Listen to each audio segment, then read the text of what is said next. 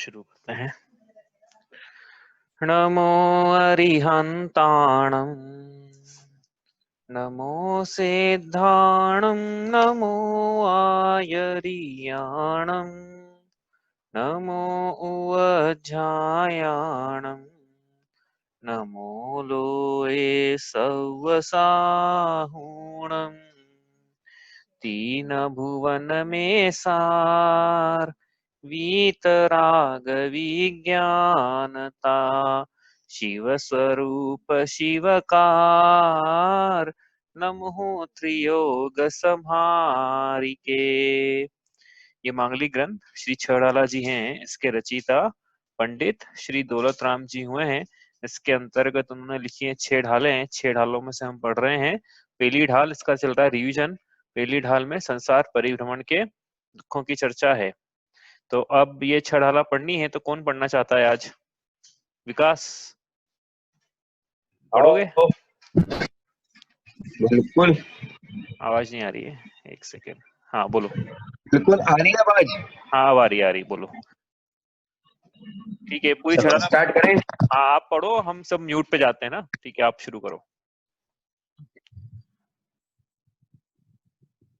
तीन भुवन में सार वीतराग विज्ञानता शिव स्वरूप शिवकार नमो त्रियोग समारिके जे त्रिभुवन में जीव अनंत सुख चाहे दुख ते भयवंत ताते दुखहारी सुखकार कहे सीख गुरु करुणाधार ताहि सुनो भवे थिर मन आन जो चाहो अपनो कल्याण मोह महामद पियो अनादि भूली आपको भरमतवादी तासु भ्रमण की हे बहु कथा पे कछु कहो कही मुनि जथा काल अनंत निगोद मंझार बीत्यो एकेंद्रिय तनदार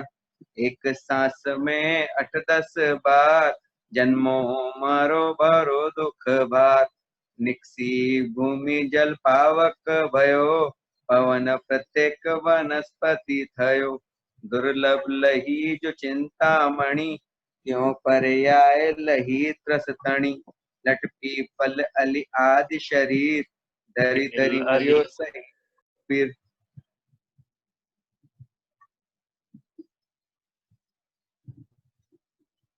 कबहु पंचेंद्री पशु भयो मन बिन निपट अज्ञानी थयो सिंहादिक सैनी है क्रूर निबल पशु हति खाए भूर कबहु आप भयो बलहीन सब लन करी खाए अति दीन छेदन भेदन भूख प्यास भार वहन हिम आतप त्रास बद बंधन आदिक दुख धने कोटि जीवते जात न बने अति संक्लेश भावते मरियो घोर शुभ्र सागर में परियो तहाँ भूमि पर सत दुख इसो बिच्छू सहस डसत तन तिसो तहाँ राधि श्रोणित वाहिनी क्रमिकुल कलित देह दाहिनी सेमर तरु दल जुत असिपत असजो देह विदारे तत् मेरु प्रमाण लोह गली जाय ऐसी शीत उष्णता थाय तिल तिल करे देह के खंड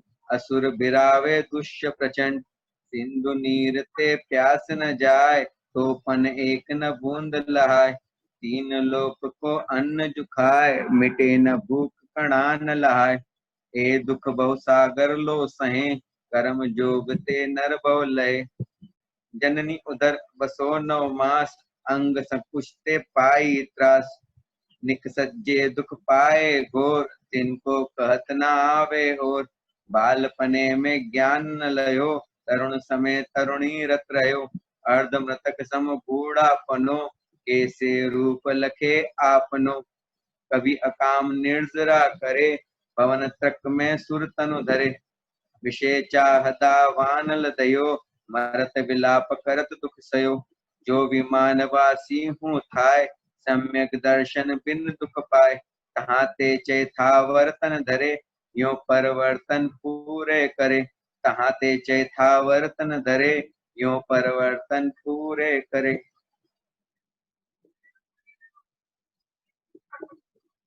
दुख पाए तहाँ ते चैथावर तन धरे, यो परिवर्तन पूरे करे।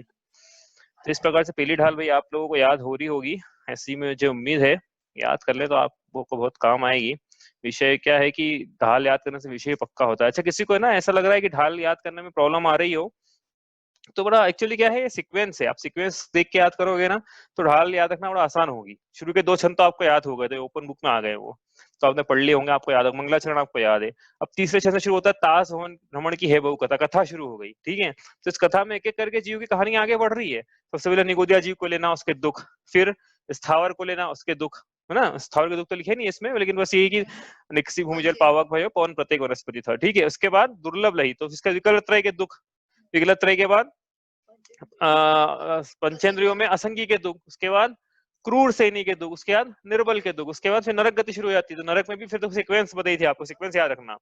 तो सबसे पहले क्या आएगा इसमें, क्षेत्र जनित दुख, ठीक है। उसके बाद आएंगे परस्पर दुख, उसके बाद असुरकृत दुख, उसके बाद शारीरिक दुख। ऐसे ऐसे याद रखोगे ना इसको, 4 प्रकार के दुखों का वर्णन है इसमें। उस तो दुख एक एक करके कंफ्यूजन नहीं होगा, तो कौन सी लाइन पहले आती कौन सी बाद में आती है, ऐसा कंफ्यूजन हो जाता है कितनी बार, तो वो नहीं होगा। इसके बाद फिर ये हुआ, उसके बाद फिर कहाँ पहुंचा है पंडित जी ने, मनुष्य गति। मनुष्य गति में गर्भावस्था पूरा एक छंद है, ठीक है। फिर एक अगला छंद मनुष्य गति का है, वो है बाल्यावस्था, तरुणावस्था, वृद्धावस्था। फिर बोला कैसे रुको लखे आपनो, उसके बाद अकाम नजरा करवाई, उसके बाद पहुंचा दिया सुखा देवगति भौंत्रिक। सबसे पहले भौंत्रिक में, फिर एक छंद उसका भौंत्रिक का, आखिरी वाला छंद की एक लाइन है युवानवासी की, उसके बाद पंच परावर्तन। बस ये ऐसा सीक्वेंस में याद करोगे ना तो आपको याद करने में भी, रिवाइज करने में आसानी होगी। इसलिए वो, ये तो क्या है कि आप कोई भी चीज हो, यही नहीं आगे भी देखना आप, चूंकि आप जिससे ज्ञान बढ़ता जाएगा ना, वैसे वैसे आपको आप देखोगे कोई भी चीज ना सीक्वेंस में दी हुई है शास्त्रों में, तो सीक्वेंस से याद करोगे तो अच्छा रहता है याद करने में, ठीक है। अब ये स्क्रीन में शेयर करता हूँ आपके साथ में। हम कल पढ़ रहे थे, ये दिख रहा है ना आपको स्क्रीन में, नहीं दिखे तो बताना। इसमें हम पढ़ रहे थे, देखो हम क्या करें, नोट्स के थ्रू रिवीजन कर रहे हैं। तो हमने संस्करण पढ़ लिया था कल, अपने शुद्ध भाव से खसकना आया समझ में। शुद्ध भाव से खसकना मतलब खसका वही है जीव, उस अपेक्षा से कहा था शुद्ध भाव से खसकना। अब आगे चले यहाँ से, ठीक है। तो आगे क्या लिखा है यहाँ पे, तास भ्रमण की है बहु कथा, पे कछु कही कहूं कही मुनि यथा, काल अनंत निगोद मझारी, जीव का अपना अनंत काल तो निगोद में बीता। जहां उसके एकमात्र स्पर्शन इंद्री थी, तो स्पर्शन इंद्री थी तो क्या हुआ फिर कि भाई एक श्वास में स्पर्शन इंद्री के तो दुख जो है वो है ही, बाकी इंद्रियों के भी मतलब भोगों संबंधी दुख जो है वो है। इसके अलावा एक श्वास में उसका 18 बार जन्म मरण हो रहा है, मतलब 0.76 में 18 बार, यानी 1 सेकंड में 24 बार कोई मरण को प्राप्त हो तो उसकी अवस्था अत्यंत दुख रूप है। एक बार मरना जीव को ऐसा लगता है दुख रूप पीड़ादायक, 1 सेकंड में 24 बार कितना दुख रूप लगेगा। निगोद के 2 भेद यहाँ पे तो आए नहीं, हमने करे नहीं है, लेकिन मतलब अलग से हमने पढ़े थे कि 2 भेद है, नित्य निगोद और इतर निगोद। तो नित्य मतलब जहां से निकलकर जीव ने कभी त्रस पर्याय की प्राप्ति नहीं की, उसको कहा नित्य निगोद, ठीक है। और नित्य का इतर, इससे इतर मतलब होता है कि दूसरा वाला, अगला, ऐसा।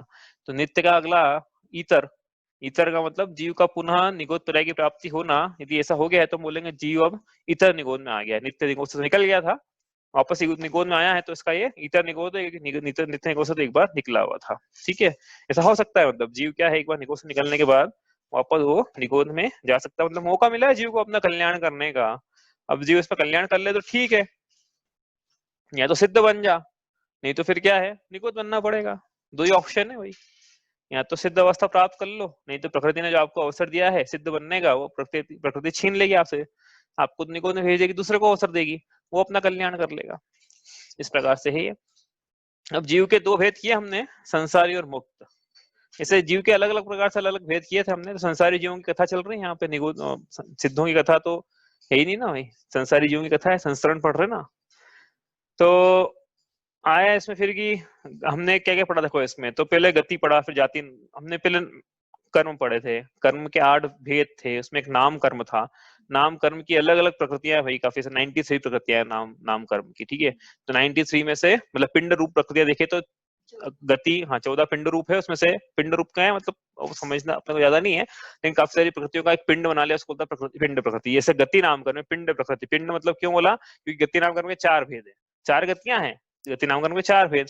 तो इसका क्या मतलब, गति नामकर्म का क्या काम है, ये नाम कर्म जो उदय में आता है गति नाम कर्म, तो जीव को उस गति की प्राप्ति कराता है ये।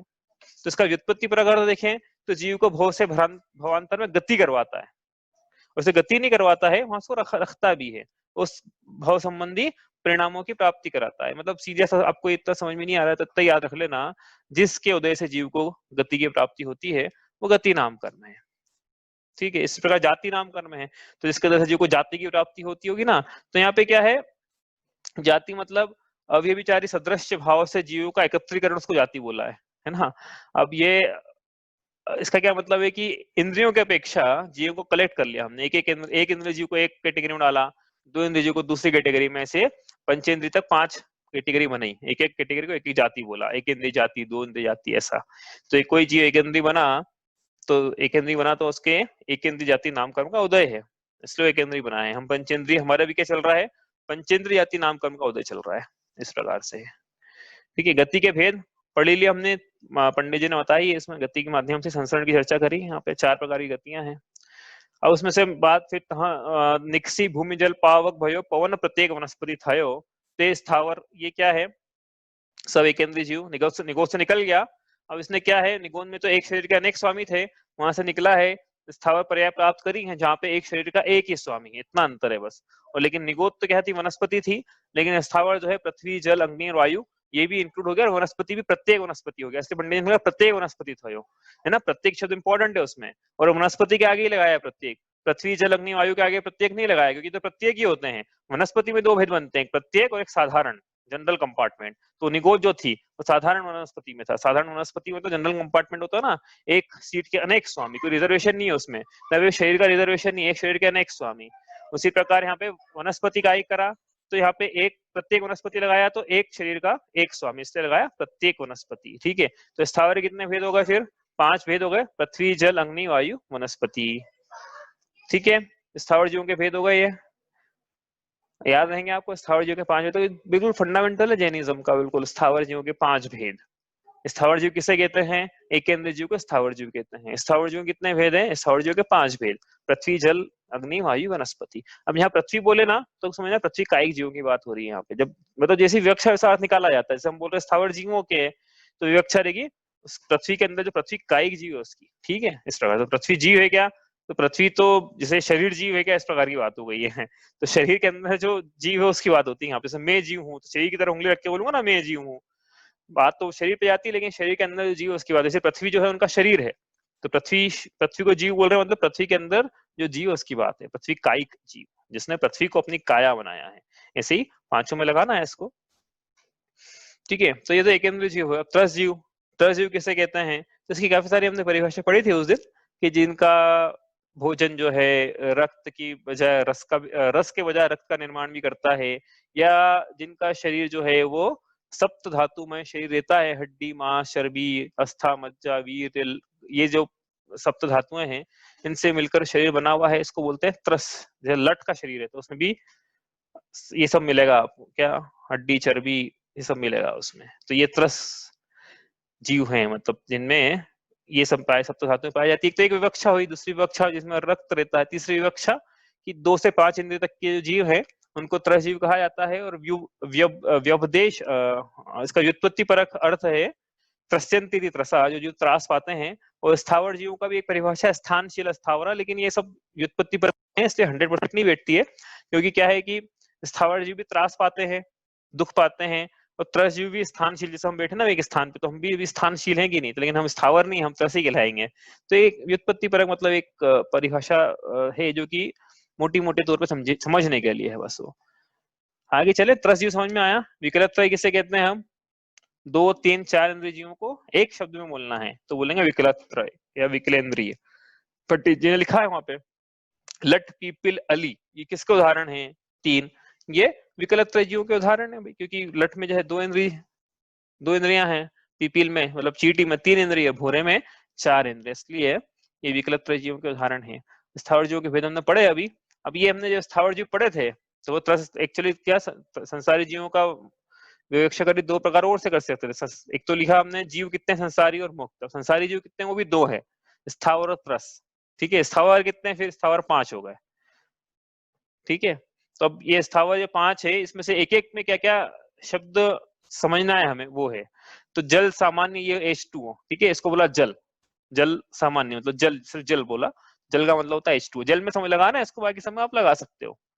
फिर जल जीव किसको बोला, विग्रह गति का ऐसा जीव, मतलब ऐसा जीव जिसने पुराना शरीर छोड़ दिया है लेकिन नए शरीर में जन्म नहीं लिया है। तो जो बीच का समय रहता है ना, अधिकतम 3 समय का, तो उतने समय तो जन्म ले ही लेता है वो। अधिकतम 3 समय का जो काल है, उसमें जो उसका गमन होता है, शरीर की प्राप्ति के लिए गमन, उसको बोला विग्रह गति। विग्रह का मतलब हमने यहाँ पे लगाया शरीर। विग्रह के बहुत सारे मतलब होते हैं, वही हमने यहाँ पे मतलब लगाया शास्त्रों के अनुसार।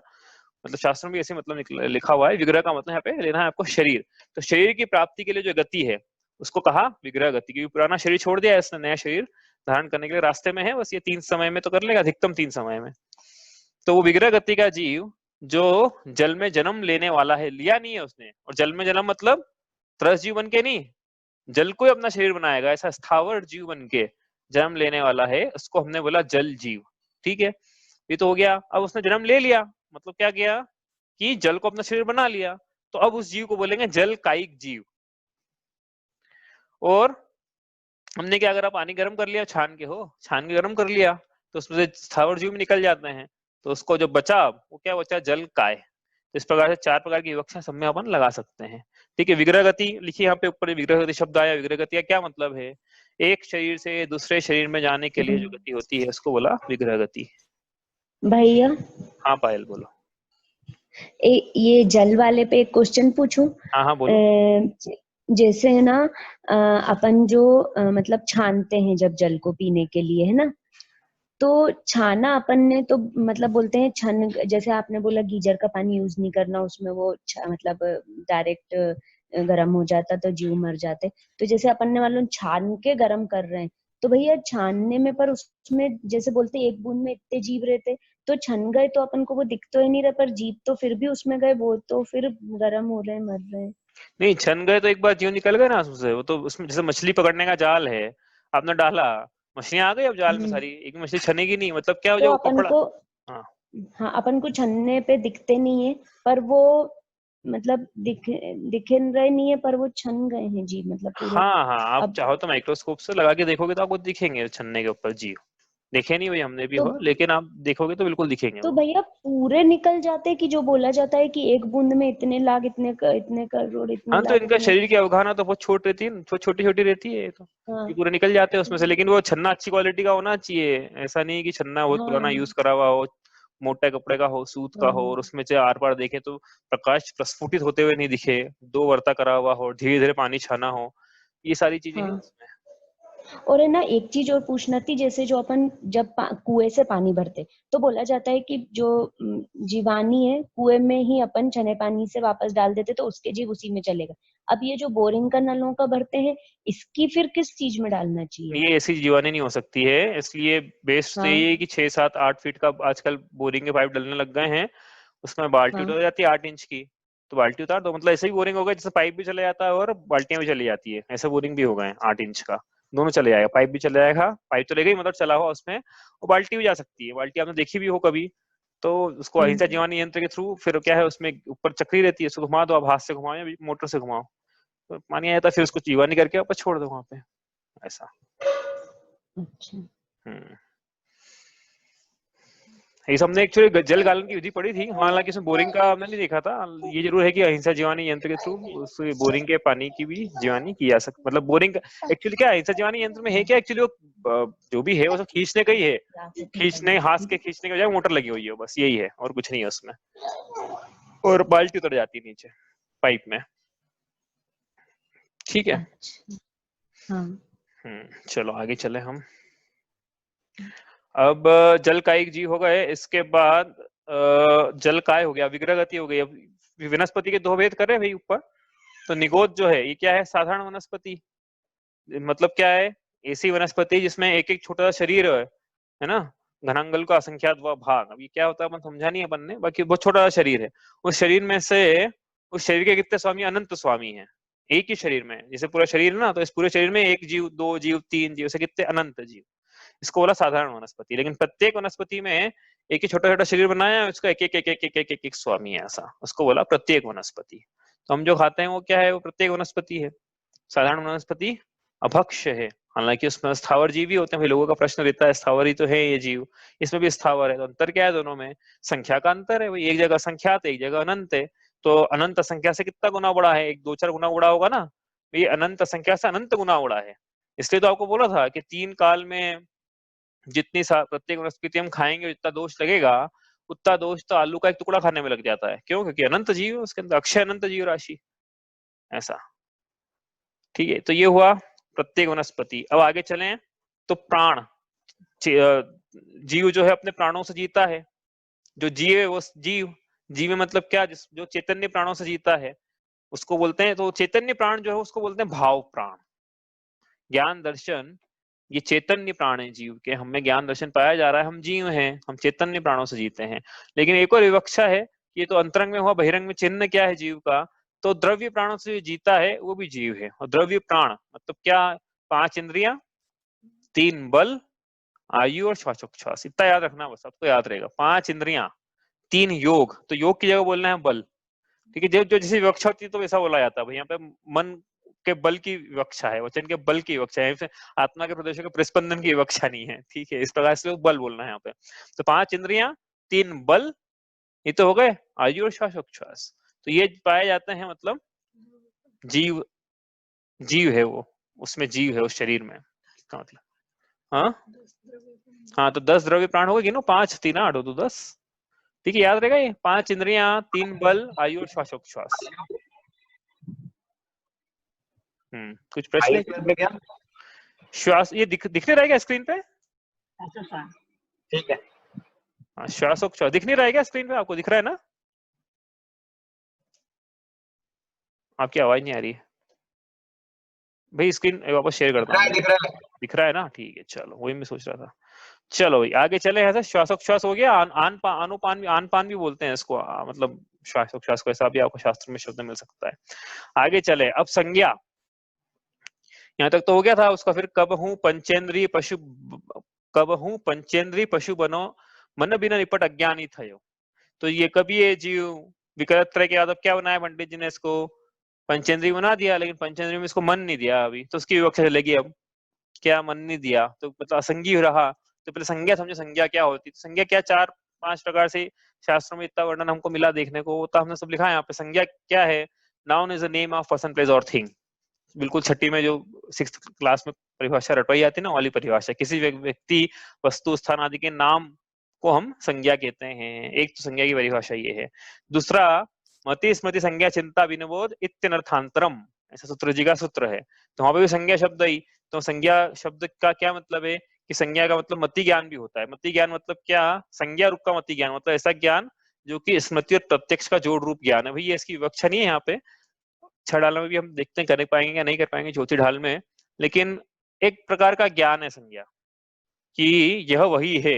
ऐसी जो होती है ना, हमने ये देखा ये चीज को, अरे ये तो वही है, तो ये तो वही है मतलब सामने प्रत्यक्ष देख रहे हैं, प्लस उसको अपनी स्मृति से जोड़ रहे हैं। तो जो ज्ञान हो रहा है, जोड़ रूप ज्ञान को बोलते हैं संज्ञा मति ज्ञान, ऐसा। ठीक है, मति ज्ञान क्या होता है ये नहीं पता अभी, तो अपने चिंता मत करो, इसमें आएगा चौथी ढाल में। आगे चले यहाँ से। तो एक संज्ञा का मतलब होता है ये भी, आहार भय मैथुन परिग्रह के प्रति पाए जाने वाले जो तृष्णा है उसको भी संज्ञा कहते हैं। अब ये संज्ञा तो असंज्ञों के भी होती है, संज्ञों के भी होती है। तो असंज्ञ के समझने का मतलब तो बस ये था यहाँ पे, तथा मतलब देखो अपने को प्रयोजन की बात ये निकालना है यहाँ से कि असंज्ञों को भी आहार भय मैथुन परिग्रह के प्रति तृष्णा पाई जाती है। वो भी अपने आहार की, मैथुन की, परिग्रह की व्यवस्था कर लेते हैं। वो भी अपने प्राणों की रक्षा करते हुए चलते हैं यथासंभव। ठीक है, तो इतना तो उनमें ही पाया जा रहा है। फिर मेरा पूरा जीवन भी यदि इसी में जा रहा है, परिग्रह को जोड़ने में, भोगों को भोगने में, आहार की व्यवस्था करने में और अपने प्राणों की रक्षा करने में भय की संज्ञा है मुझे, तो मुझ में और इनमें क्या अंतर रह जाएगा? इनमें निगोदिया में, विकलत्रय में और असंज्ञों में। क्योंकि इनमें मन नहीं है, मुझ में मन है, तो मुझ में और में क्या अंतर है कि मेरे पास पदार्थों का निर्णय करने का सामर्थ्य है। क्यों? क्योंकि मेरे पास विचार करने की योग्यता है। क्यों? क्योंकि मुझे पास शिक्षा, क्रिया, उपदेश और आलाप को ग्रहण करने की योग्यता है। क्यों? क्योंकि मेरे पास हित की प्राप्ति और अहित के परिहार में विचारात्मक परिणति है। क्यों? क्योंकि मेरे पास मन है, मन है, मन। तो ये मन का उपयोग करना है। फिर मन का क्या कार्य है, मन का क्या उपयोग है? पदार्थों का निर्णय करना, जिनवाणी का चिंतन करना, भगवान का जो बतलाया मार्ग है उसको समझना और निर्णय करना पदार्थों का कि हाँ ये जो है ये ऐसा है, अन्य नहीं है, अन्य प्रकार से नहीं है, ऐसा ही है, यही है, ऐसा ही है। इस प्रकार से जो निर्णय है वो निर्णय काम का है। अब किन पदार्थों का निर्णय करना है? तो 2 दूनी 4 होते हैं, इसका निर्णय करें तो भी कहलाएगा ना, निर्णय तो कहलाएगा वो भी। यहाँ एक बार शायद भावना ने पूछा था ये प्रश्न कि रस्सी को सांप समझ ले तो क्या? तो उसका उत्तर अभी दूसरी ढाल में आने वाला। दूसरी ढाल की तीसरी पंक्ति है, उसमें प्रयोजन भूत ये शब्द आएगा, उसकी विवक्षा करेंगे विस्तार से वहां पे कि किसका निर्णय करे व्यक्ति तो वो शाणा है, समझदार है, चतुर है, सयाना है। और किसका निर्णय कर भी ले लेकिन प्रयोजन भूत नहीं है तो भी वो समझदार की संज्ञा नहीं, बोले वो कितना ही कॉम्प्लेक्स विषय क्यों ना हो। होती सी बात है जिनागम। जिनागम में किस वस्तु का निर्णय कर रहे हो उसकी प्रधानता है, कितनी कॉम्प्लेक्स वस्तु का कर रहे हो उसकी प्रधानता नहीं है। तो वो वस्तु पर ख्याल में होना चाहिए ना, फिर निर्णय किसका करना है तो बताओ। आप निर्णय निर्णय बोल रहे हो, आप एग्जाम में क्वेश्चन तक पूछ रहे कौन से सत्य का निर्णय करने के लिए बोला है, एग्जाम में क्वेश्चन भी पूछ रहे तो क्या चीज है इसका निर्णय करना है? तो उसकी विस्तार से चर्चा आएगी दूसरी ढाल में। बड़ा वो ढाल ही इस बात की है। फर्स्ट हाफ पूरा ढाल का इसी बात का है निर्णय का, सेकंड हाफ भी है लेकिन फर्स्ट हाफ प्रमुखता से इस बात पे है किसका निर्णय करना है और क्या निर्णय करना है सही, और हमने क्या गलत किया हुआ है यदि किया हुआ है तो उसका दूसरी ढाल में विस्तार चर्चा आएगी। बहुत प्रयोजन भूत चर्चा है वो। तो संज्ञा तो ये हुई दूसरी। फिर संज्ञा क्या है जो हमने यहाँ पे लेना है? वो हित की प्राप्ति में और अहित के परिहार में गुण दोष विचारात्मक परिणति, इसको यहाँ पे संज्ञा कहा। तो संज्ञा किसको बोला कि जो ऐसी विचारात्मक परिणति रखे उसको संज्ञी कहा। मतलब जो शिक्षा, क्रिया, उपदेश, आलाप को ग्रहण करने की योग्यता रखे उसको हमने यहाँ पे संज्ञी कहा। शिक्षा को हमने बताया था ना उस दिन, एग्जाम्पल लिया था कस्तूरबा ग्राम का कि गाय को बुलाया उसके नाम से, नंदिनी 421, नंदिनी 421 नाम की गाय का बछड़ा जो था बाहर आ गया वो। इसका मतलब वो शिक्षा को, क्रिया को, उपदेश को, आलाप को ग्रहण कर सकता है। उसको सिखाएं तो वो सीख सकता है। मच्छर को सिखाएं तो नहीं सीख पाएगा। मक्खी, भूरे, 3 इंद्री 4 इंद्री को सिखाएं, असंगी को सिखाएं, 1 इंद्री 2 इंद्री को सिखाएं, लट को, तो नहीं सीख पाएंगे। भले कान चलेंगे तो कान ही, भूरे के कान है ना, मच्छर के कान है, मक्खी के कान है, कान होने के बाद भी नहीं सीख पाएंगे ये। इनके तो कान नहीं, अच्छा चलो सॉरी, इनके तो सिर्फ चक्षु इंद्री है। तो बाकी जिनके कान हो और मान लो इनमें वन नहीं है तो वो नहीं सीख पाएंगे। भूरे का भी क्या है कि देख, जैसे टीवी देखने का एग्जांपल लिया था ना उस दिन की, टीवी देख रहा है तो टीवी देख के एंजॉय कर पाएगा कि नहीं कर पाएगा? तो उसको टीवी दिख तो रही है लेकिन उसको समझ में नहीं आता टीवी है ये, इसमें दृश्य आते हैं, इसको देखना है, इसको समझ में नहीं आएगा। भले इसके चक्षु आ गई तो उससे फर्क नहीं पड़ता है। मन होना चाहिए विचार करने का, तो हमें है तो हम शिक्षा, क्रिया, उपदेश, आलाप को ग्रहण कर सकते हैं। ठीक है। अब यहाँ पे एक शब्द आता है बार बार जिनागम में, रत्नत्रय। रत्नत्रय तो रत्नत्रय का मतलब क्या है भाई? 3 ही रत्न हैं जो काम के हैं, बाकी तो सारे रत्न क्या हैं? पृथ्वी कायिक जीवों का शरीर है, मतलब पृथ्वी काय है, बाकी तो क्या शरीर है तो ना, शरीर किसी काम का नहीं रहता, जला दिया जाता है उसको। वैसे बचे हुए रत्न तो क्या है? ऐसे हैं 3 रत्न काम के हैं। उन तीनों के नाम है सम्यक दर्शन, सम्यक ज्ञान, सम्यक चारित्र। सम्यक दर्शन का वर्णन आएगा तीसरी ढाल में, सम्यक ज्ञान का चौथी ढाल में, और सकल सम्यक चारित्र का आएगा छठी ढाल में। तो वहां विस्तार से इसको करेंगे हम। और सम्यक दर्शन की परिभाषा तो हमने पढ़ी ली है, क्योंकि पहली ढाल में भी पंडित जी ने बोला कि जय विमानवासी हूँ था सम्यक दर्शन बिन दुख पाए, और फिर पहले ही बोला मोह महामतियो अनादि, तो वहां मिथ्या दर्शन का अपोजिट सम्यक दर्शन। तो हमने परिभाषा तो पढ़ी ली थी, विस्तार चर्चा आगे आएगी। प्राप्ति कैसे करें, क्या किस बात पे सिद्धांत सही रखें, अभी बोला ना मैंने, वही चर्चा आएगी। दूसरे तीसरे ढाल में रिपीटेशन है थोड़ा सा। अब इंद्रियों के भेद, क्योंकि आप कभी पंचेंद्रिय पशु भयो मन बिना निपट, तो पंचेंद्रिय आया या एकेंद्रिय स्पर्शन इंद्रिय निगोद में आया था ना। तो ये इंद्रियां किस, फिर इंद्रियों के 2 भेद करें। इंद्रियों के भेद द्रवेंद्रिय और भावेंद्रिय। द्रवेंद्रिय के एक्चुअली क्या, इसका विषय थोड़ा सा बाहर जाके बताया हमने। द्रवेंद्रिय के शरीर पे जो उपकरण दिख रहे हैं, ये पौद्गलिक रचना है, उसको हमने कहा द्रवेंद्रिय। और आत्मा की परिणति है उसको कहा भाव इंद्री। तो यहाँ पे लिखा निवृत्ति उपकरण, तो ये लगा लेना ऐसे, निवृत्ति किसको बोलते हैं, उपकरण किसको बोलते हैं, विषय खोल नहीं रहे। निवृत्ति भी दो प्रकार की, उपकरण भी दो प्रकार के, इतना सा विषय नहीं कर रहे हम लोग। जो भी उपकरण हार्डवेयर दिख रहा है इतना भी हार्डवेयर, शरीर में हार्डवेयर है ना, शरीर ही हार्डवेयर है पूरा। तो ये जितना भी दिख रहा है ये सब निवृत्ति उपकरण है, ये सब द्रव्येंद्रियां हैं। और इसमें जो आत्मा पीछे इन्वॉल्व है, जानने वाला वास्तव में, वो भावेंद्रिय है। तो आत्मा का उपयोग, आत्मा की लब्धि, लब्धि मतलब जानने की शक्ति, और उपयोग मतलब समझेंगे अभी ज्ञान दर्शन का व्यापार, उसको उपयोग कहते हैं। अभी आने वाली दूसरी ढाल की तीसरी पंक्ति में आएगी। तो ये समझा, तो फिर पंडित जी ने मन बिना निपट अज्ञानी थयो। तो मन किसे कहते हैं, तो मन किसका कार्य तो हमने पढ़ लिया था। मन होता क्या है, जैसे इंद्रियां दिख रही है ऊपर, मन तो दिख नहीं रहा है, मन कहाँ है फिर, तो मन कहाँ है ये, तो यहाँ लिखा हृदय द्रव्य मन, हृदय स्थान में अष्टपांखुड़ी के कमल के आकार और पुद्गलों की रचना, मतलब हृदय का, यहाँ पे हृदय है, उसी स्थान पर 8 पंखुड़ी वाले फूले हुए कमल के समान पुद्गल, मनोवर्गणारूप पुद्गल परमाणुओं की रचना, वो द्रव्य मन है। तो ये हमारा, जैसे ये आंखें समझते हो ना आप, उपकरण है, तो द्रव्य मन भी एक उपकरण है। ये है कि आंखें शरीर के बाहर है, शरीर पे है, द्रव्य मन शरीर के अंदर है। तो जैसे आंखों के माध्यम से हम वर्ण को अपने ज्ञान का विषय बनाते हैं, वैसे द्रव्य मन के माध्यम से हम विचारात्मक परिणति रखते हैं, हम विचार कर सकते हैं चीजों का। हमारे परिणाम इस प्रकार के हो सकते हैं, क्या लिखा, भाव मन संकल्प विकल्पात्मक परिणाम तथा विचार चिंतन आदि रूप ज्ञान की अवस्था विशेष। तो भाव मन भी ये ज्ञानात्मक है एक्चुअली। जितनी भी इंद्रियां है ना, अंदर की इंद्रियां जो भाव इंद्रियां सब ज्ञानात्मक है। ऊपर भी बोला था ना आत्मा की अवस्था द्रव्य इंद्रिय में भी, जैसे भाव मन में भी ज्ञानात्मक ही, क्योंकि आत्मा की अवस्था और आत्मा तो ज्ञान रूप है, तो ज्ञान की अवस्था ही है। समझ में आया, भाव मन भी ज्ञानात्मक है। ऐसा नहीं कि भाव, कि एक्चुअली हम जान कौन रहा है, ज्ञान नाम के गुण से आत्मा जान रहा है, तो बस फिर आ गया ना ज्ञान, ज्ञान की अवस्था है मतलब ये। अब परिणामों के भेद, क्यों अति संक्लेश भाव ते मरियो ऐसे आया था, तो परिणाम फिर संक्लेश परिणाम कुछ होते हैं, तो उसके लिए परिणामों के 3 भेद करे हमने, 3 प्रकार के भेद हैं। एक तो है विशुद्ध, एक है संक्लेश और एक है शुद्ध। तो विशुद्ध परिणाम क्या है, जो शुभ परिणाम है, प्रशस्त परिणाम है, पुण्य बंध के कारणभूत परिणाम है, बंध कषाय रूप परिणाम है, उसको कहा, यहाँ लिखा साता वेदनी के बंध में कारणभूत परिणाम है, उनको बोला विशुद्ध परिणाम। विशुद्ध और शुद्ध इन दो शब्दों में कंफ्यूज मत होना, विशुद्ध अलग है और शुद्ध अलग है, ठीक है। विशुद्ध मतलब पुण्य रूप परिणाम, संक्लेश परिणाम मतलब पाप रूप परिणाम, मतलब तीव्र कषाय के परिणाम, मतलब ऐसे परिणाम जिससे पाप प्रकृतियों का बंध होता है, आश्रय होता है, मतलब यहाँ लिखा मोह विषयानुराग और देश रूप परिणाम, मतलब असाता वेदनी में बंध, असाता वेदनी के बंध में कारणभूत परिणाम, ऐसे परिणामों को कहा संक्लेश परिणाम। ऐसा मरण, ऐसे संक्लेश परिणामों से जीव का मरण होता है तो खोटी गति में जाता है। पंडित जी ने कहा पहुंचाया, सीधे नरक में पहुंचाया है। संक्लेश परिणाम से जीव का मरण हुआ, कहाँ गया वो, नरक में गया। इसलिए परिणामों के प्रति बहुत सजगता जरूरी है, भाई कब आयु का बंध का काल आ जाए हमें पता नहीं रहता है।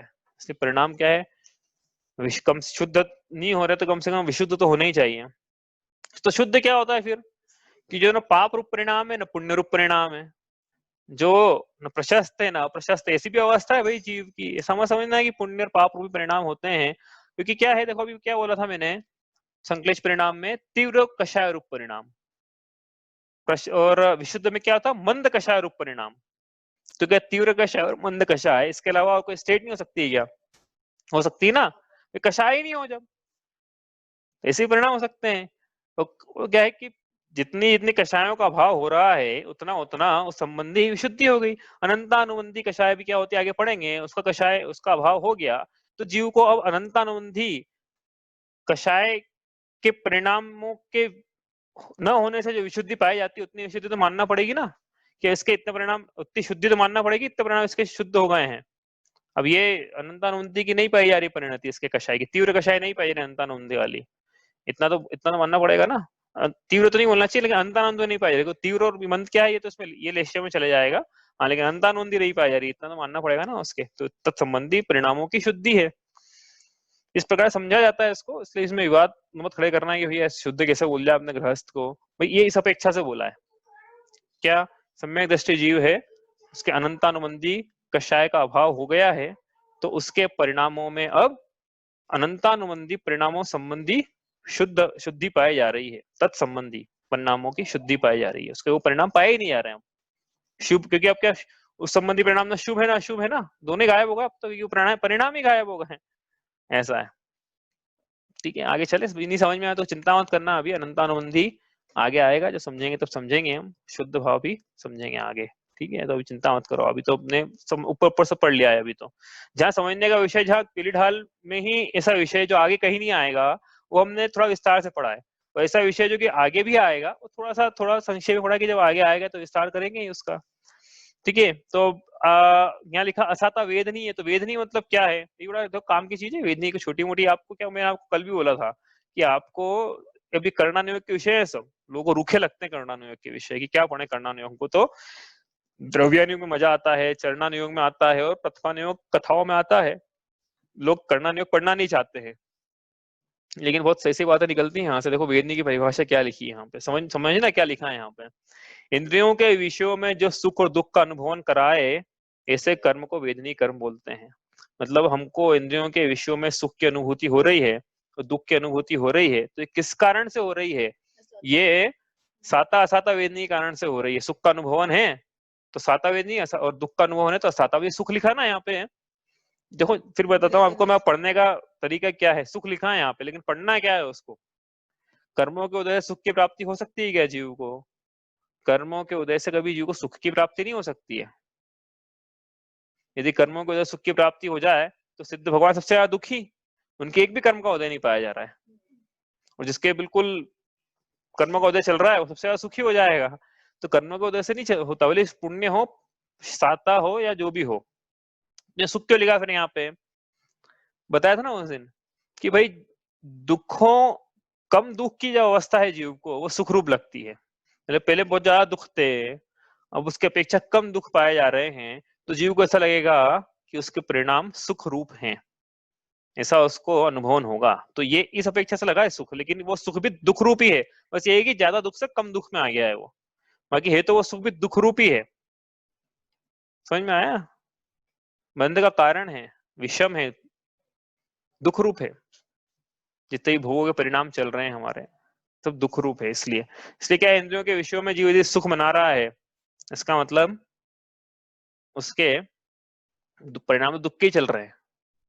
हंस भी रहा है ना, तो हास्य भी कषाय है, भी आगे समझेंगे अपन, तो समझ में नहीं आएगी लोगों को हास्य और कषाय दुख रूप कैसे बोल रहे हो, समझेंगे आगे जब विषय आएगा इसका कषायों में। तो ये सब दुख रूप परिणाम है जीव के। तो समझ में, यहाँ पे बात समझ में आती है कि इंद्रियों के विषयों में कम दुख और ज्यादा दुख का अनुभव कराने का कार्य वेदनी का है। सुख को हमने बोला कम दुख, इंद्रियों के विषयों में कम दुख और ज्यादा दुख का अनुभव जो कराए, ऐसा काम है वेदनीय का। वेदनीय के पीछे भी जोर किसका है, ये इसके पीछे जोर मोहनी कर्म का है। यदि मोहनी कर्म नहीं हो, क्योंकि हम मोही हैं, हमको रसगुल्ला खाने में सुख लग रहा है, कम दुख लग रहा है, तो ये जीव के मोह का उदय है, मोह का जोर है उसमें। यदि मोह का जोर नहीं रहना तो उसको कोई सुख दुख का अनुभव करवा नहीं पाए वेदनी अकेला। समझ में आ रही बात? ये नहीं आया तो कोई दिक्कत नहीं है, आगे वापस समझेंगे इसको भी। अरिहंत भगवान और सिद्ध भगवान पढ़ेंगे ना हम लोग, घातीय घातीय का कर्म आएंगे तो समझेंगे कि अरिहंत भगवान के वेदनीय कर्म का उदय होने पर भी इंद्रियों के माध्यम से उन्हें सुख का अनुभव नहीं है। क्या ये समझेंगे अपन, अभी तो आगे चलते हैं हम लोग। वेदनीय के भेद साता असाता, आगे दो भेद समझ में क्या है, लेकिन यहाँ शुरू करते हैं। नमो अरिहंताणं, नमो सिद्धाणं, नमो आयरियाणं, नमो उवज्झायाणं, नमो लोये सव्वसाहुणं।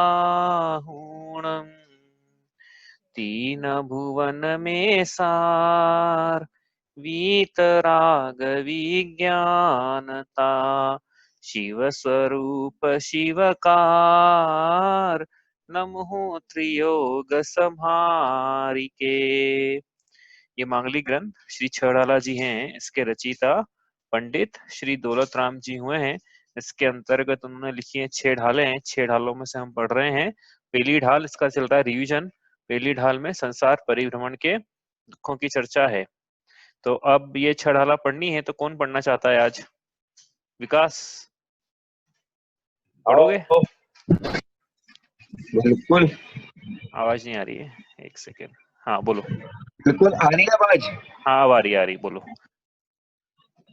ठीक है, पूरी 6 ढाला। स्टार्ट करें। हाँ आप पढ़ो, हम सब म्यूट पे जाते हैं ना। ठीक है, आप शुरू करो। तीन भुवन में सा वीतराग विज्ञान था, शिव स्वरूप शिवकार, नमो त्रियोग समारिके। जे त्रिभुवन में जीव अनंत, सुख चाहे दुख ते भयवंत, ताते दुखारी सुखकार, कहे सीख गुरु करुणाधार। ताहि सुनो भवे थिर मन आन, जो चाहो अपनो कल्याण। मोह महामद पियो अनादि, भूली आपको भरमतवादी। सासु भ्रमण की हे बहु कथा, पे कछु कहो कही मुनि जथा। काल अनंत निगोद मंझार, बीत्यो एकेंद्रिय तनधार। एक सांस में 8-10 बार, जन्मो मरो भरो दुख भार। निकसी भूमि जल पावक भयो, पवन प्रत्येक वनस्पति थयो। दुर्लभ लही जो चिंतामणि, क्यों पर्याय लही त्रस तणी। लट पीपल अली आदि शरीर, दरी दरी मरियो सही पीर।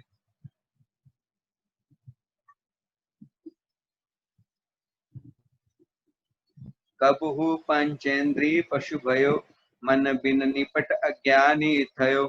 सिंहादिक सैनी है क्रूर, निबल पशु हति खाए भूर। कबहु आप भयो बलहीन, सब लन करी खाए अति दीन। छेदन भेदन भूख प्यास, भार वहन हिम आतप त्रास। बद बंधन आदिक दुख धने, कोटि जीव ते जात न बने। अति संक्लेश भाव ते मरियो, घोर शुभ्र सागर में परियो। कहाँ भूमि पर सत दुख इसो, बिच्छू सहस डसत तन तिसो। कहाँ राधि श्रोणित वाहिनी, प्रमिकुल कलित देह दाहिनी। सेमर तरु दल जुत असिपत, अस जो देह विदारे तत्। मेरु प्रमाण लोह गले जाय, ऐसी शीत उष्णता थाय। तिल तिल करे देह के खंड, असुर बिरावे दुष्य प्रचंड। सिंधु नीर ते प्यास न जाय, तो पन एक न बूंद लहाय। तीन लोक को अन्न जुखाय, मिटे न भूख कणा न लहाय। ए दुख बहु सागर लो सहे, कर्म जोग ते नर बहु लय। जननी उदर बसो 9 मास, अंग संकुच ते पाई त्रास। निक सज्जे दुख पाए घोर, तिनको कहत न आवे होर। बालपने में ज्ञान न लयो, तरुण समय तरुणी रत रहो। अर्ध मृतक सम बूढ़ापनो, कैसे रूप लखे आपनो। कभी अकाम निर्जरा करे, पवन तक में सुर तनु धरे। विषय चाहता वानल दयो, मरत विलाप करत दुख सयो। जो विमानवासी हूँ थाय, सम्यक दर्शन बिन दुख पाए। तहाँ ते चैथावर तन धरे, यो परवर्तन पूरे करे। तहाँ ते चैथावर तन धरे, यो परवर्तन पूरे करे।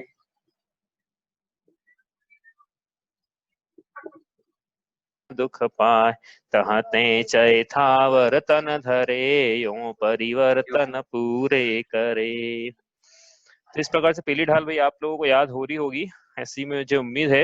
याद कर ले तो आपको बहुत काम आएगी।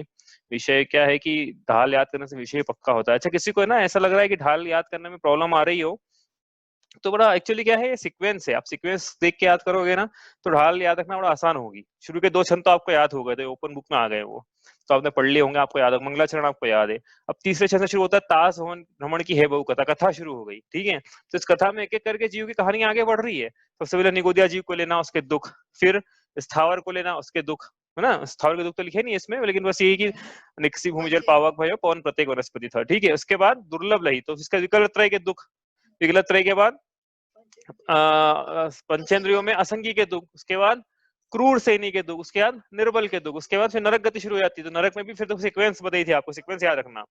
तो सबसे पहले क्या आएगा इसमें, क्षेत्र जनित दुख, ठीक है। उसके बाद आएंगे परस्पर दुख, उसके बाद असुरकृत दुख, उसके बाद शारीरिक दुख। ऐसे ऐसे याद रखोगे ना इसको, 4 प्रकार के दुखों का वर्णन है इसमें। उस तो दुख एक एक करके कंफ्यूजन नहीं होगा, तो कौन सी लाइन पहले आती है कौन सी बाद में आती है, ऐसा कंफ्यूजन हो जाता है कितनी बार, तो वो नहीं होगा।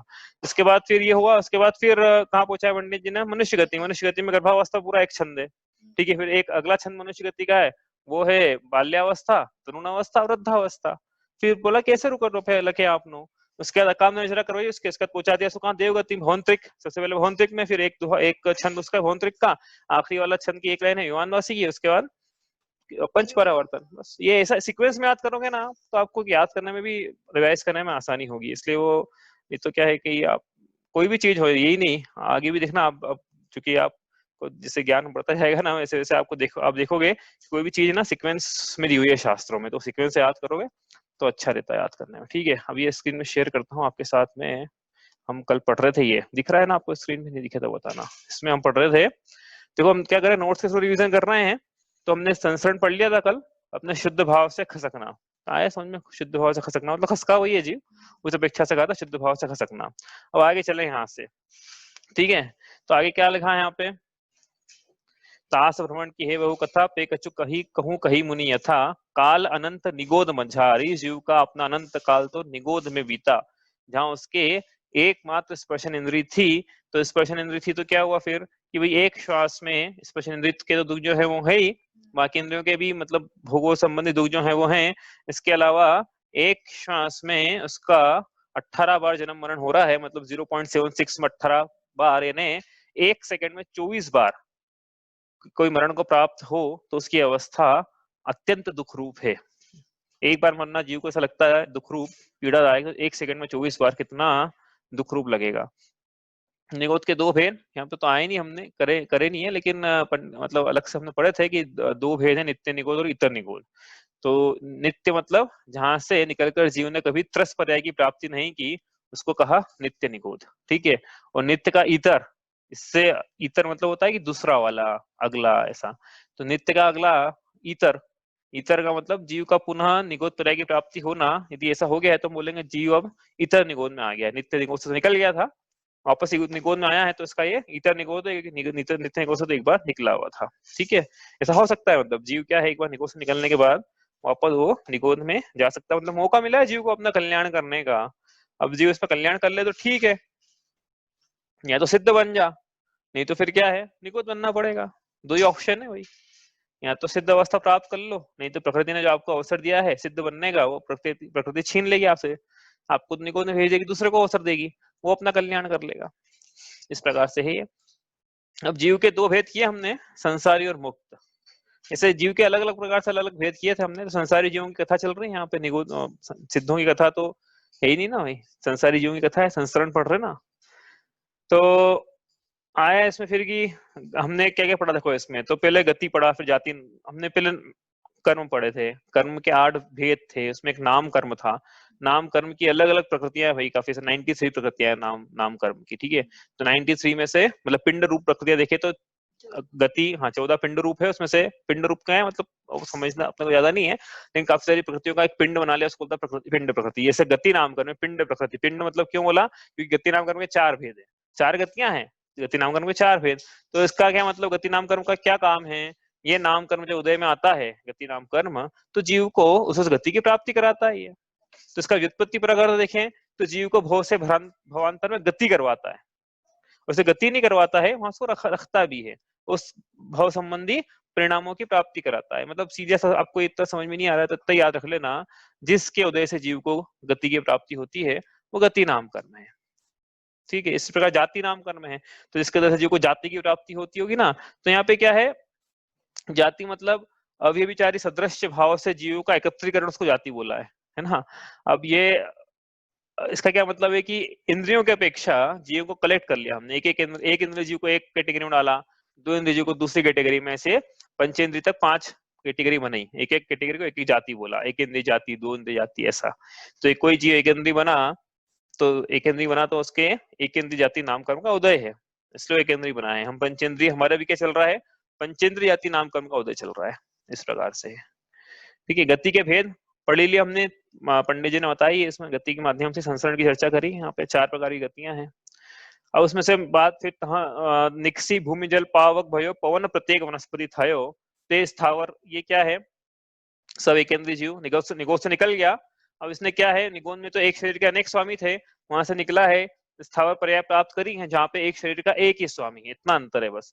और लेकिन निगोद तो क्या थी, वनस्पति थी, लेकिन स्थावर जो है पृथ्वी जल अग्नि और वायु, ये भी इंक्लूड हो गया, और वनस्पति भी प्रत्येक वनस्पति हो गया, इसलिए पंडित ने प्रत्येक वनस्पति थयो, है ना, प्रत्येक शब्द इंपॉर्टेंट है उसमें, और वनस्पति के आगे ही लगाया प्रत्येक, पृथ्वी जल अग्नि वायु के आगे प्रत्येक नहीं लगाया, क्योंकि तो प्रत्येक ही होते हैं। वनस्पति में 2 भेद बनते हैं, एक प्रत्येक और एक साधारण, जनरल कंपार्टमेंट। तो निगोद जो थी वो साधारण वनस्पति में था, साधारण वनस्पति में तो जनरल कंपार्टमेंट होता है ना, एक सीट के अनेक स्वामी, कोई रिजर्वेशन नहीं है उसमें, तब शरीर का रिजर्वेशन नहीं है, एक शरीर के अनेक स्वामी। उसी प्रकार यहाँ पे वनस्पति का एक करा, तो यहाँ पे एक प्रत्येक वनस्पति लगाया, तो एक शरीर का एक स्वामी, इसलिए लगाया प्रत्येक वनस्पति। ठीक है, तो स्थावर कितने भेद हो गए, फिर 5 भेद हो गए, पृथ्वी जल अग्नि वायु वनस्पति। ठीक है, स्थावर जीवों के भेद हो गए, ये याद रहेंगे आपको, स्थावर जीव के 5 भेद, तो बिल्कुल फंडामेंटल है जैनिज्म का, बिल्कुल स्थावर जीवों के 5 भेद। स्थावर जीव किसे कहते हैं, एकेंद्रीय जीव को स्थावर जीव कहते हैं। स्थावर जीव कितने भेद हैं, स्थावर जीव के 5 भेद, पृथ्वी जल अग्नि वायु वनस्पति। अब यहाँ पृथ्वी बोले ना तो समझना पृथ्वी कायिक जीवों की बात हो रही है यहाँ पे, जब मतलब जैसे विवक्षा से अर्थ निकाला जाता है, जैसे हम बोल रहे हैं स्थावर जीवों के, तो विवक्षा रहेगी उस पृथ्वी के अंदर जो पृथ्वी कायिक जीव है उसकी। ठीक है, इस प्रकार, तो पृथ्वी जीव है क्या, तो पृथ्वी तो जैसे शरीर जीव है क्या, इस प्रकार की बात हो गई है।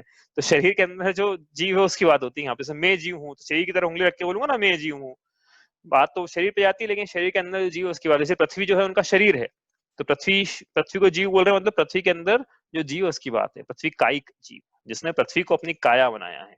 ऐसे ही 5 में लगाना है इसको। ठीक है, तो ये तो एकेंद्रीय जीव है। त्रस जीव किसे कहते हैं, तो इसकी काफी सारी हमने परिभाषा पढ़ी थी उस दिन, कि जिनका भोजन जो है रक्त की बजाय रस के बजाय रक्त का निर्माण भी करता है, या जिनका शरीर जो है वो सप्त धातु में शरीर रहता है, हड्डी मांस चर्बी अस्था मज्जा वीर, ये जो सप्त धातुएं हैं इनसे मिलकर शरीर बना हुआ है, इसको बोलते हैं त्रस। जैसे लट का शरीर है तो उसमें भी ये सब मिलेगा आपको, क्या हड्डी चर्बी ये सब मिलेगा उसमें, तो ये त्रस जीव हैं, मतलब जिनमें ये सब सप्त धातुएं पाई जाती है। तो एक विवक्षा हुई, दूसरी विवक्षा जिसमें रक्त रहता है, तीसरी विवक्षा कि 2 से 5 इंद्रिय तक के जो जीव है उनको त्रस जीव कहा जाता है। और व्यवदेश इसका व्युत्पत्ति परक अर्थ है त्रस्यन्ति त्रसा, जो जीव त्रास पाते हैं। और स्थावर जीवों का भी एक परिभाषा स्थानशील स्थावरा, लेकिन ये सब व्युत्पत्ति परक है, इसलिए 100% नहीं बैठती है, क्योंकि क्या है कि स्थावर जीव भी त्रास पाते हैं, दुख पाते हैं, और त्रस जीव भी स्थानशील, जैसे हम बैठे ना एक स्थान पे, तो हम भी स्थानशील हैं कि नहीं, तो लेकिन हम स्थावर नहीं, हम त्रसी कहलाएंगे। तो एक व्युत्पत्ति परक मतलब एक परिभाषा है जो कि मोटी मोटे तौर पे समझने के लिए है बस। वो आगे चले, त्रस जीव समझ में आया। विकलत्रय किसे कहते हैं, हम 2, 3, 4 इंद्रिय जीवों को एक शब्द में बोलना है तो बोलेंगे विकलत्रय या विकलेंद्रिय। पंडित जी ने लिखा है वहां पे, लट पीपिल अली, ये किसके उदाहरण है, 3, ये विकलत्रय जीवों के उदाहरण है भाई, क्योंकि लट में जो है 2 इंद्रियां हैं, पीपील में मतलब चींटी में 3 इंद्रिय, भोरे में 4 इंद्रिय, इसलिए ये विकलत्रय जीवों के उदाहरण है। स्थावर जीवों के भेद हमने पढ़े अभी ये हमने जो स्थावर जीव पढ़े थे, तो वो एक्चुअली क्या संसारी जीवों का विवेक्षा करी 2 प्रकार और से कर सकते थे। एक तो लिखा हमने जीव कितने संसारी और मुक्त, संसारी जीव कितने, वो भी 2 है, स्थावर और त्रस। ठीक है, स्थावर कितने, फिर स्थावर 5 हो गए। ठीक है, तो अब ये स्थावर जो 5 है, इसमें से एक एक में क्या क्या शब्द समझना है हमें, वो है। तो जल सामान्य, ये H2O, ठीक है, इसको बोला जल सामान्य, मतलब जल, सिर्फ जल बोला, जल का मतलब होता है H2O, जल में समझ लगाना है इसको, बाकी समय आप लगा सकते हो। फिर जल जीव किसको बोला, विग्रह गति का ऐसा जीव, मतलब ऐसा जीव जिसने पुराना शरीर छोड़ दिया है लेकिन नए शरीर में जन्म नहीं लिया है, तो जो बीच का समय रहता है ना, अधिकतम 3 समय का, तो उतने समय तो जन्म ले ही लेता है वो, अधिकतम 3 समय का जो काल है उसमें जो उसका गमन होता है, शरीर की प्राप्ति के लिए गमन, उसको बोला विग्रह गति। विग्रह का मतलब हमने यहाँ पे लगाया शरीर, विग्रह के बहुत सारे मतलब होते हैं, वही हमने यहाँ पे मतलब लगाया शास्त्रों के अनुसार, मतलब शास्त्रों में भी ऐसे मतलब लिखा हुआ है। विग्रह का मतलब यहाँ पे लेना है आपको शरीर, तो शरीर की प्राप्ति के लिए जो गति है उसको कहा विग्रह गति, क्योंकि पुराना शरीर छोड़ दिया है इसने, नया शरीर धारण करने के लिए रास्ते में है, बस ये 3 समय में तो कर लेगा, अधिकतम 3 समय में। तो वो विग्रह गति का जीव जो जल में जन्म लेने वाला है, लिया नहीं है उसने, और जल में जन्म मतलब त्रस जीव बन के नहीं, जल को ही अपना शरीर बनाएगा, ऐसा स्थावर जीव बन के जन्म लेने वाला है, उसको हमने बोला जल जीव। ठीक है, ये तो हो गया। अब उसने जन्म ले लिया, मतलब क्या किया कि जल को अपना शरीर बना लिया, तो अब उस जीव को बोलेंगे जल कायिक जीव। और हमने क्या करा, पानी गर्म कर लिया, छान के गर्म कर लिया, तो उसमें से स्थावर जीव में निकल जाते हैं, तो उसको जो बचा वो क्या बचा, जल काय। तो इस प्रकार से 4 प्रकार की विवक्षा सब में अपन लगा सकते हैं। ठीक है, विग्रह गति लिखी यहाँ पे ऊपर, विग्रह गति शब्द आया। विग्रह गति का क्या मतलब है, एक शरीर से दूसरे शरीर में जाने के लिए जो गति होती है उसको बोला विग्रह गति। भैया हाँ पायल बोलो। ये जल वाले पे एक क्वेश्चन पूछूं? हाँ बोलो। जैसे है ना, अपन जो मतलब छानते हैं जब जल को पीने के लिए, है ना, तो छाना अपन ने तो मतलब बोलते हैं छन, जैसे आपने बोला गीजर का पानी यूज नहीं करना, उसमें वो मतलब डायरेक्ट गर्म हो जाता तो जीव मर जाते। तो जैसे अपन ने मालूम छान के गर्म कर रहे हैं, तो भैया छानने में पर उसमें जैसे बोलते एक बूंद में इतने जीव रहते, तो छन गए तो अपन को वो दिख तो ही नहीं रहा, पर जीव तो फिर भी उसमें गए, वो तो फिर गर्म हो रहे हैं, मर रहे हैं। नहीं, छन गए तो एक बार जीव निकल गए ना उससे, वो तो उसमें जैसे मछली पकड़ने का जाल है, आपने डाला, मछलियां आ गई अब जाल में सारी, एक मछली छनेगी नहीं, मतलब क्या हो तो जाए वो अपन कपड़ा। को, हाँ हाँ अपन को छनने पे दिखते नहीं है, पर वो मतलब दिख रहे नहीं है, पर वो छन गए हैं जीव, मतलब पूरे। हाँ हाँ, आप अब चाहो तो माइक्रोस्कोप से लगा के देखोगे तो आपको दिखेंगे छन्ने के ऊपर जीव। देखे नहीं भाई हमने भी तो हो, लेकिन आप देखोगे तो बिल्कुल दिखेंगे तो वो। भैया पूरे निकल जाते, कि जो बोला जाता है कि एक बूंद में इतने लाख, इतने करोड़, इतने हाँ तो लाख, इनका इतने। शरीर की अवधारणा तो बहुत छोट रहती है, छोटी छोटी रहती है, ये तो ये हाँ पूरे निकल जाते हैं उसमें से। लेकिन वो छन्ना अच्छी क्वालिटी का होना चाहिए, ऐसा नहीं कि छन्ना बहुत पुराना हाँ यूज करा हुआ हो, मोटे कपड़े का हो, सूत का हो, और हाँ उसमें से आर पार देखें तो प्रकाश प्रस्फुटित होते हुए नहीं दिखे, 2 वर्ता करा हुआ हो, धीरे धीरे पानी छाना हो, ये सारी चीजें हैं हाँ। उसमें। और है ना, एक चीज और पूछना थी, जैसे जो अपन जब कुएं से पानी भरते, तो बोला जाता है कि जो जीवानी है कुएं में ही अपन छने पानी से वापस डाल देते, तो उसके जीव उसी में चलेगा। अब ये जो बोरिंग का नलों का भरते हैं, इसकी फिर किस चीज में डालना चाहिए? ये ऐसी जीवानी नहीं हो सकती है, इसलिए बेस्ट तो हाँ यही है कि 6 7 8 फीट का आजकल बोरिंग के पाइप डलने लग गए हैं, उसमें बाल्टी हाँ। उतर जाती है 8 इंच की, तो बाल्टी उतार दो, मतलब ऐसे ही बोरिंग हो गया जैसे पाइप भी चला जाता है और बाल्टियां भी चली जाती है, ऐसे बोरिंग भी हो गए हैं 8 इंच का, दोनों चले जाएगा, पाइप भी चला जाएगा, पाइप तो लेगा ही मतलब चला हुआ उसमें, और बाल्टी भी जा सकती है। बाल्टी आपने देखी भी हो कभी, तो उसको अहिंसा हम्म। जीवानी यंत्र के थ्रू फिर क्या है, उसमें ऊपर चक्री रहती है, उसको घुमा दो, आप हाथ से घुमाओ या मोटर से घुमाओ, तो पानी आ जाता है, फिर उसको जीवानी करके ऊपर छोड़ दो वहां पे, ऐसा। अच्छा। हम्म, ये सबने एक्चुअली जल गालन की विधि पढ़ी थी, हालांकि इसमें बोरिंग का हमने नहीं देखा था। ये जरूर है कि अहिंसा जीवानी यंत्र के थ्रू उस बोरिंग के पानी की भी जीवानी की जा सकती, मतलब बोरिंग एक्चुअली क्या अहिंसा जीवानी यंत्र में है क्या, एक्चुअली वो जो भी है वो सब खींचने का ही है, राकेट खींचने निकलना हाथ है। के खींचने के बजाय मोटर लगी हुई है, बस यही है और कुछ नहीं है उसमें, और बाल्टी उतर जाती है नीचे पाइप में। ठीक है। अच्छा। हाँ। चलो आगे चले हम। अब जल कायिक जीव हो गए, इसके बाद जल काय हो गया, विग्रह गति हो गई। अब वनस्पति के 2 भेद करे भाई ऊपर, तो निगोद जो है ये क्या है, साधारण वनस्पति, मतलब क्या है, ऐसी वनस्पति जिसमें एक एक छोटा सा शरीर है ना, घनांगल का असंख्यात वह भाग। अब ये क्या होता है अपन समझा नहीं अपन ने, बाकी बहुत छोटा सा शरीर है, उस शरीर में से उस शरीर के कितने स्वामी, अनंत स्वामी हैं एक ही शरीर में, जैसे पूरा शरीर है ना, तो इस पूरे शरीर में 1 जीव 2 जीव 3 जीव से कितने अनंत जीव, इसको बोला साधारण वनस्पति। लेकिन प्रत्येक वनस्पति में एक ही छोटा छोटा शरीर बनाया है, उसका एक एक एक एक एक एक एक, एक स्वामी है, ऐसा उसको बोला प्रत्येक वनस्पति। तो हम जो खाते हैं वो क्या है, वो प्रत्येक वनस्पति है।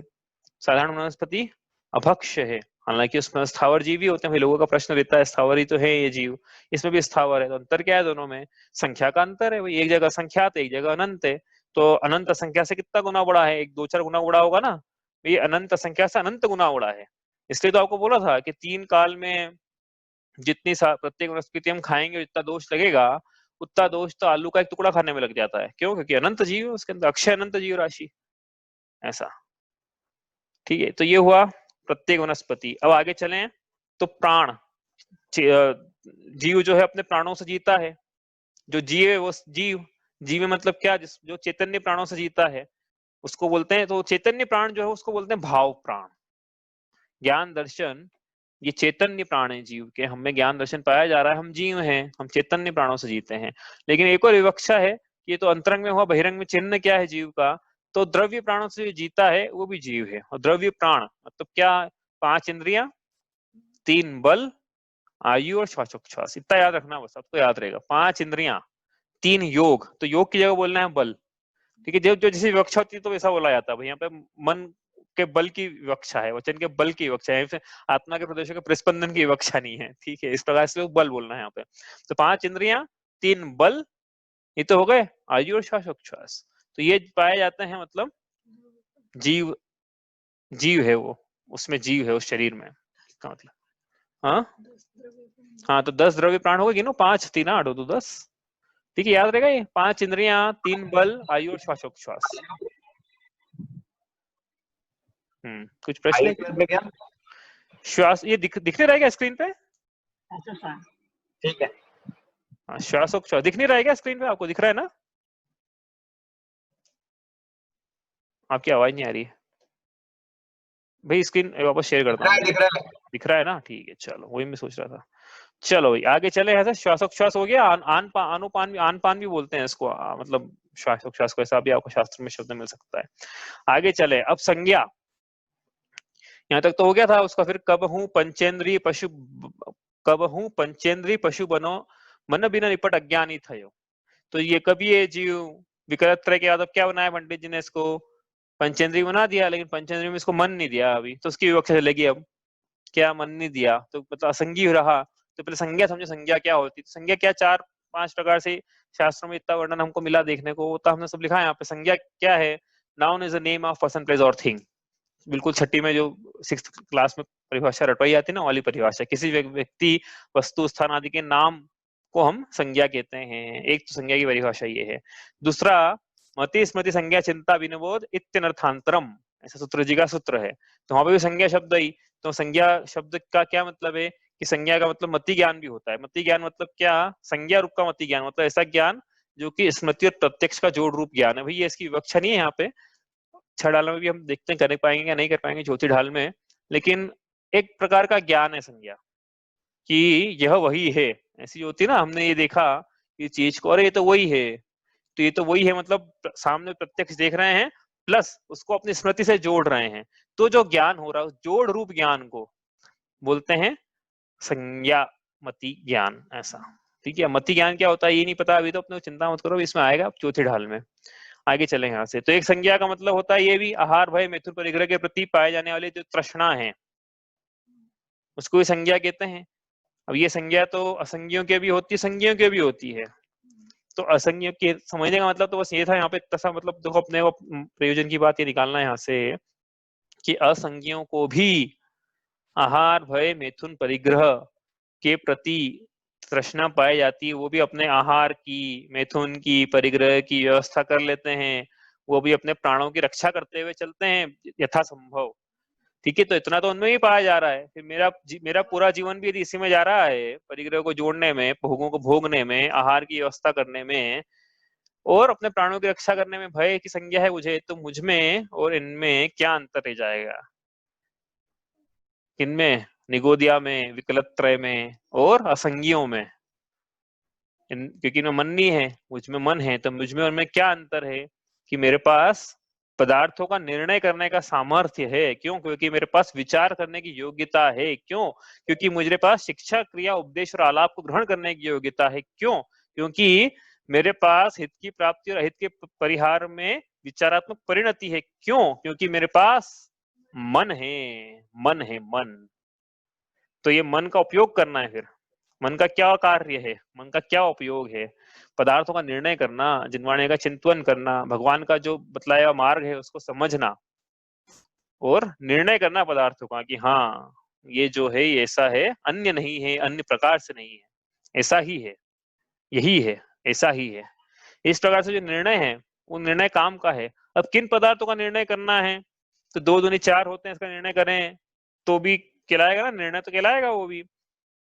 यहाँ एक बार शायद भावना ने पूछा था यह प्रश्न कि रस्सी को सांप समझ ले तो क्या, तो उसका उत्तर अभी दूसरी ढाल में आने वाला। दूसरी ढाल की तीसरी पंक्ति है, उसमें प्रयोजन भूत ये शब्द आएगा, उसकी व्याख्या करेंगे विस्तार से वहां पे कि किसका निर्णय करे व्यक्ति तो वो शाणा है, समझदार है, चतुर है, सयाना है, और किसका निर्णय कर भी ले लेकिन प्रयोजन भूत नहीं है तो भी वो समझदार की संज्ञा नहीं, भले वो कितना ही कॉम्प्लेक्स विषय क्यों ना हो। होती सी बात है जिनागम में किस वस्तु का निर्णय कर रहे हो उसकी प्रधानता है, कितनी कॉम्प्लेक्स वस्तु का कर रहे हो उसकी प्रधानता नहीं है। तो वो वस्तु पर ख्याल में होना चाहिए ना, फिर निर्णय किसका करना है तो बताओ। आप निर्णय बोल रहे हो, आप एग्जाम में क्वेश्चन तक पूछ रहे कौन से सत्य का निर्णय करने के लिए बोला है, एग्जाम में क्वेश्चन भी पूछ रहे तो क्या चीज है इसका निर्णय करना है, तो उसकी विस्तार से चर्चा आएगी दूसरे ढाल में। बड़ा वो ढाल ही इस बात की है, फर्स्ट हाफ पूरा ढाल का इसी बात का है निर्णय का, सेकंड हाफ भी है लेकिन फर्स्ट हाफ प्रमुखता से इस बात पे है किसका निर्णय करना है और क्या निर्णय करना है सही, और हमने क्या गलत किया हुआ है यदि किया हुआ है तो उसका दूसरी ढाल में विस्तार चर्चा आएगी, बहुत प्रयोजन भूत चर्चा है वो। तो संज्ञा तो ये हुई, दूसरी फिर संज्ञा क्या है जो हमने यहाँ पे लेना है वो हित की प्राप्ति में और अहित के परिहार में गुण दोष विचारात्मक परिणति, इसको यहाँ पे संज्ञा कहा। तो संज्ञी किसको बोला कि जो ऐसी विचारात्मक परिणति रखे उसको संज्ञी कहा, मतलब जो शिक्षा क्रिया उपदेश आलाप को ग्रहण करने की योग्यता रखे उसको हमने यहाँ पे संज्ञी कहा। शिक्षा को हमने बताया था ना उस दिन, एग्जाम्पल लिया था कस्तूरबा ग्राम का कि गाय को बुलाया उसके नाम से नंदिनी 42